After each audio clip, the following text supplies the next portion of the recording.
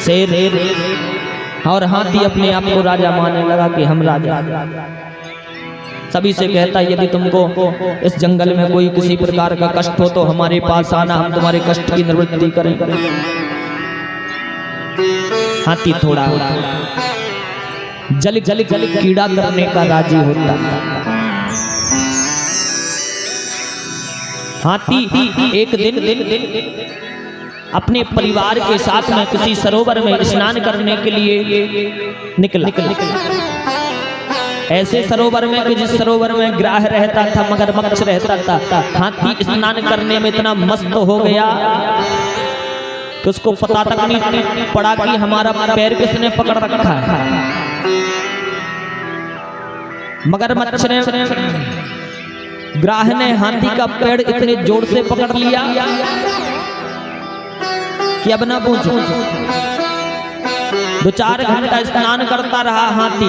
हथनियों ने स्नान कर लिया, हथनियां बाहर निकल गई, हाथी के बच्चे बाहर निकल गए, लेकिन स्नान करने में मस्त है।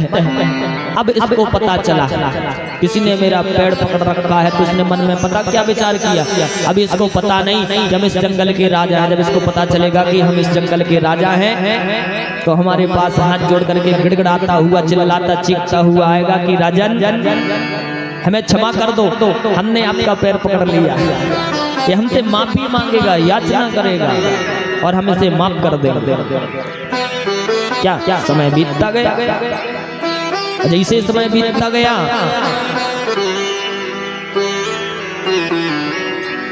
उतना ही ग्राह ने रक्त शोषण करना शुरू कर दिया।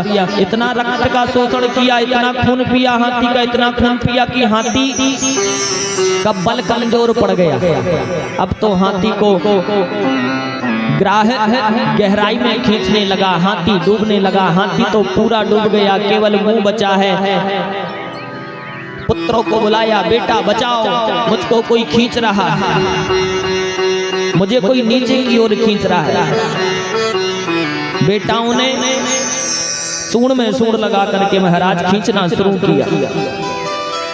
2-4 घंटा तक खींचा, लेकिन एक इंच के बराबर भी हाथी नहीं खींच पाया। तब जा करके अब तो गजेंद्र हाथी की सूंड बस डूबने को बची। पत्नियों को बुलाया, बचाओ बचाओ। तब पत्नियों ने भी 2-4 दिन तक खींचा, लेकिन 1 इंच भी नहीं खींच पाया। तब हाथी बेचारा लथपथ हो गया और उस गजेंद्र की पत्नियां भी महाराज हाथी को छोड़ करके जाने लगे। कहाँ जा रही हो देवियों? स्वामी आप तो जा ही रहे हो, आप तो डूब ही रहे हो, हम क्यों अपना समय वेस्ट करें। तब हाथी को तब समझ में आया, अरे बाप रे, अभी तक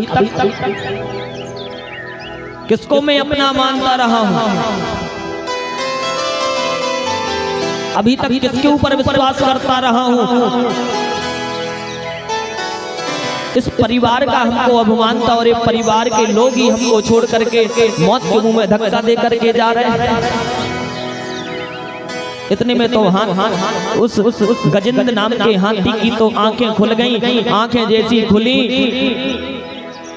आंखें खुली तो उसको अपना परमात्मा याद आया, अपना प्रभु याद आया और जाकर के उस गजेंद्र नाम के हाथी ने उसी सरोवर में से पुष्प तोड़ा और पुष्प तोड़ करके हाथ में पुष्प, सूंड में पुष्प लेकर के बड़ी सुंदर भगवान से प्रार्थना की और कहा